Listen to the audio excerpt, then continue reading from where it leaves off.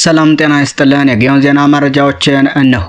የአማራ ፋኖ በጎጃም የራስ ቢትወደድ መንገሻ ቲከም 5ኛ ክፍለ ጦር አረንዛው ዳሞት ብርጌድ ከፍኖተ ሰላምና እጅጋ ወደ ማክሰኝት ቀጠና የተንቀሳቀሰውን የጁላ ጦር አስታጥቄ ማክሰኝን ተራራማ ቦታዎች ላይ በብርጌዱ ዘመቻ መሪ ፋኖ ደመላሽ መሪነትና ራስ ደረሰው ሻለቃና እጅጋ ሻለቃ በጥምረት ከቀኑ 10 ሰዓት ጀምሮ እስከ ምሽት በተደረገ ትንቅንቅ በራስ ደረሰው ሻለቃ 2 ብሬንና 5 ክላሽንኮቭ በእጅጋ ሻለቃ 10 ክላሽንኮቭ እና 700 ፍሬ የብሬንና የክላሽንኮቭ ተተኳሽ ተማርኳል።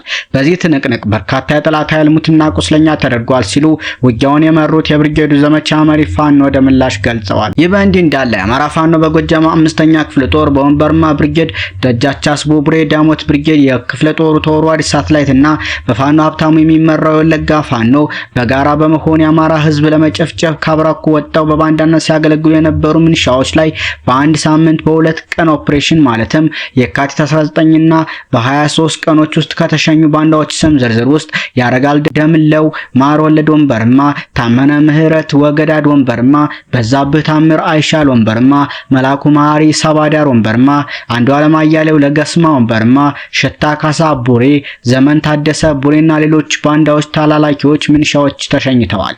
በተያያዘም የጠላት ኃይልን እየመራ የነበረ ባየው አስቻለ የሚባል የምንሻ አባል እርምጃ ተወስዶበታል። በአማራ ፋኖ መዝገቡ ጮቄ ብርጌድ ከሚያስተዳድራቸው ቀበሌዎች አንዱ በሆነው ደብረ ፀሐይ ቀበሌ ፋኖን እናፍናለን ብሎ በቀን 26/6ኛ ወር 2017 ዓ.ም በሌሊት ወደ ቦታው ቢያመራም ያይበገሬው መማር ሻለቃ ደፈጣ በመያዝ ይህንኑ የናጡት ነካሽ ከፊት ሲመታ ሌላኛው እግር አውጭኝ ብሎ ወደ መጣበት ሰዴ ከተማ ተመልሶ ገብቷል።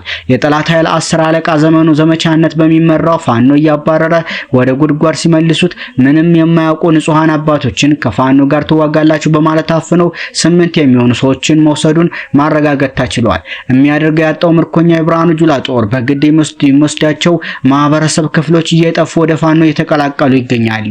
በዚሁ ማስተላለፍ የምንፈልገው መልእክት ቢኖር ሁሉም ብርጌዳችን በሚያስተዳድራቸው ቀበሌዎች የምትኖር በሙሉ እንዳበደ ውሻ ሁሉንም እየተናከሰ በሚገኘው ከብልጽግና ወንበር ጠባቂ ኃይል ራሳቸውን እንድትጠብቁ በድጋሚ ማሳሰብ እንፈልጋለን ሲል የአማራ ፋኖ በጎጃም መዝገበ ጮቄሽ ብርጌድ ህዝብ ግንኙነት ኃላፊ ፋኖ መንግስቱ ታረቀ ይገልጻል። በተያያዘም የአማራ ፋኖ በጎጃም 1ኛ ክፍለ ጦር ኮሎኔል ታደሰ ሙሉነ ብርጌድ 3ኛ በራ ሙጬ ሻለቃ ዘመቻ ደግሰው ግዳጅ ፈጽማለች። የኮሎኔል ታደሰ ሙሉነ ብርጌድ መስራች ደግሰው ይታይህ የዛሬ ዓመት 28/06/2016 ዓ.ም የተሳዋበት ቀን ምክንያት በማድረግ ተርቦ አበራ ሙጬ ሻለቃ ዘመቻ ደግሰው ብራቃት አካባቢ ሰፍሮ የሚገኘውን ጠላት በሌሊት ስባ ወደ ብጢ ጠጅት ዋሻ በማስገባት ስትወቅተው አርፍዳለች። በዚህ ውጊያም ላይ ጋፊት የነበረውን ካምፑን ሙሉ ለሙሉ ከጀርባ ኃይል በማስገባት ሙሉውን ማውደም ሲቻል 3 የጠላት ዋና መረጃ መግር መሪ ሚሊሻና ባንዳ ሲማረክ በጠላት ኃይል ላይ ከፍተኛ ቁጥሩ ያልታወቀ ሞትና ቁስለኛ ማድረግ ተችሏል ሲል ኮሎኔል ታደሰ ሙሉነ ብርጌድ ህዝብ ግንኙነት ሄኖክ አሸብር ገልጿል።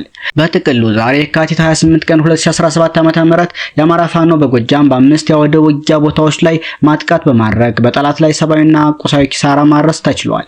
በዛሬው አውደ ውጊያ የሚሊሻና የወራሪው መከላከያ አባላት በብዛት የተደመሰሱ ሲሆን የመከላከያ ካምፖች በአማራ ፋኖ በጎጃም ወድመዋል። በዛሬው ዕለት በጠላት ላይ መብረቃዊ ጥቃት የፈጸሙት 1ኛ ክፍለ ጦር፣ 2ኛ ተፈራ ዳምጤ ክፍለ ጦር፣ 9ኛ ሳሙኤል አወቀ ክፍለ ጦርና 5ኛ ክፍለ ጦር ናቸው። ፍኖተ ሰላም አካባቢ በተደረገው ውጊያ አረንዛው ዳሞትና ገረመው ወዳወቅ ብርጌድ በጋራ በመሆን በቁጥር በርከት ያለ መከላከያ ሲደመሰስ 2 ብሬንና 22 ክላሽ እና ተተኳሽ ተማርኳል። ሞጣ ከተማ ውስጥ በተደረገ ማጥቃት መብረቁ ብርጌድ በጠዋቱ ከካምፕ ወጥቶ የነበረው መከላከያ ደምስሷል። በብራቃት ታደሰ ሙሉነ ብርጌድ 6 ሚሊሻ ተማርኳል። 3 የመከላከያ ደህንነቶች ተደምስሰዋል። የመከላከያ ካምፕ በአበራ ሙጬ ሻለቃ ተቃጥሏል። ገረገራ ከተማ ዮሐንስ አለማየሁ ብርጌድ ከጎንጅ ከተማ ወጥቶ ለመንቀሳቀስ በሞከረው የመከላከያ ኃይል ላይ ባደረገው ማጥቃት 1 ሻምበል ጦር ተደምስሷል።